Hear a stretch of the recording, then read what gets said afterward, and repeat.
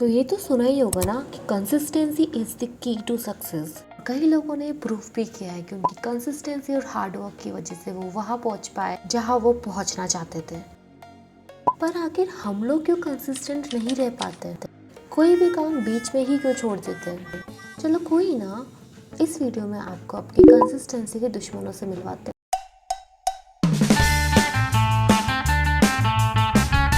Consistency का जो सबसे बड़ा दुश्मन है वो है मोटिवेशन, क्योंकि मोटिवेशन कभी भी एक लॉन्ग टाइम तक नहीं टिकती है। कई बार आप मोटिवेट होंगे, कई बार आप मोटिवेट नहीं होंगे, और अगर आप हमेशा उस मोटिवेशन के पीछे ही भागते रहे और हमेशा ये सोचते रहे कि जब तक मुझे मोटिवेशन नहीं आएगी तब तक मैं कंसिस्टेंट नहीं रहूँगा या तब तक मैं वो काम नहीं करूँगा, देन शायद आप वो कभी काम कर ही नहीं पाओ और आपकी कंसिस्टेंसी कभी मेंटेन हो ही नहीं पाए। ज़रूरी नहीं है जो भी आप स्टार्ट कर रहे हो उसके रिजल्ट्स आपको 1-2 दिन में मिलना ही स्टार्ट हो जाए, क्योंकि जब भी हम कोई काम स्टार्ट करते हैं तो हम शुरू में तो बहुत ही मोटिवेटेड रहते हैं, बट जैसे जैसे हम वो काम करते रहते हैं देन 1 या 2 दिन में हमारी सारी मोटिवेशन गायब हो जाती है, क्योंकि हमको वो रिजल्ट्स नहीं मिल रहे होते जो हम एक्सपेक्ट करते हैं, और इस वजह से हमारी कंसिस्टेंसी टूट जाती है। तो हमेशा ये सोच के चलना है कि ठीक है, शुरू में मुझे रिजल्ट्स नहीं मिलेंगे बट मुझे खुद को इम्प्रूव करते चलना है, और अगर आपकी मोटिवेशन आपके रिजल्ट्स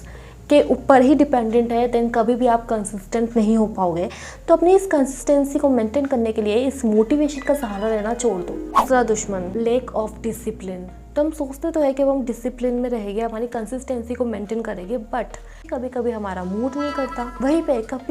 कभी हो सकता है कि हमारे घर पे कोई गेस्ट आ जाए, या फिर हो सकता है कोई फ्रेंड आपको कॉल करके बोल दे कि चलो पार्टी पे चलते हैं, और पार्टी ज़्यादा इंपॉर्टेंट है हमारे काम से, राइट। तो बहुत सारे ऐसे रीज़न हैं जिसकी वजह से हम कंसिस्टेंसी मेंटेन नहीं कर पाते हैं, और उसमें से एक रीज़न है हम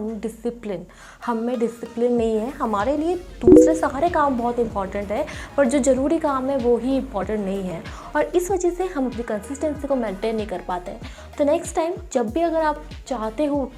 कि आपको कंसिस्टेंट रहना है तो आपको एक डिसिप्लिन में भी रहना पड़ेगा, और डिसिप्लिन में रहना कोई इजी काम नहीं है, क्योंकि इसमें बहुत एफर्ट्स लगते हैं और ये 1 या 2 दिन में नहीं होता है। इसके लिए प्रैक्टिस चाहिए होती है, क्योंकि कई बार बहुत सारी ऐसी प्रॉब्लम्स आती है जहाँ हम चाह के भी कंसिस्टेंट नहीं रह पाते, और उस टाइम कंसिस्टेंट नहीं भी रहो तो चलता है। एक तो टाइम ब्रेक भी ले सकते हो, छोड़ भी सकते हो बीच बीच पे, बट अगर ये हैबिट बन जाती है और आप हर एक काम शुरू तो करते हो बट उसको एंड नहीं कर पाते हो, हमेशा बीच में छोड़ देते हो, इसका मतलब है कि आप में डिसिप्लिन नहीं है। ये सच है, बट हम लोग इस पर बिलीव नहीं करते। हमको लगता है कि हम में डिसिप्लिन है बट हमें रिजल्ट ही नहीं मिल रहा है, और बहुत सारे एक्सक्यूजेस देने लग जाते हैं। बट ये एक्सक्यूजेस थोड़ा साइड में रखो और अपने डिसिप्लिन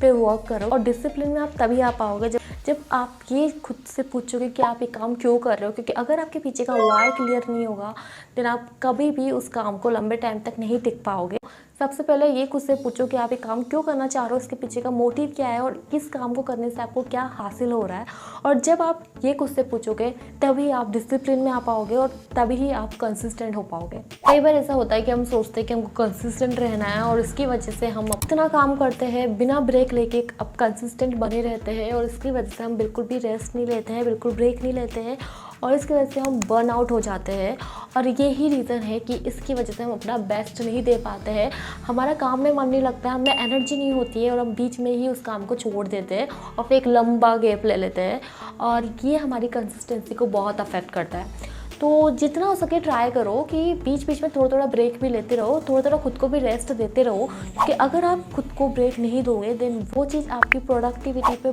बहुत ही अफेक्ट करेगी, और इसकी वजह से आप अपना बेस्ट नहीं दे पाओगे, और इस वजह से आपके रिजल्ट्स भी अच्छे नहीं होंगे। तो जितना काम कर रहे हो उतना ही खुद को थोड़ा आराम भी दो, क्योंकि अगर आपकी मेंटल हेल्थ और फिजिकल हेल्थ ही सही नहीं है देन शायद आप उस काम को अच्छे से कभी कर ही नहीं पाओगे, और तब कंसिस्टेंट रहना भी कोई मतलब नहीं है। अपनी कंसिस्टेंसी को मेंटेन करने के लिए आपको टाइम टू टाइम ब्रेक लेना बहुत इंपॉर्टेंट है।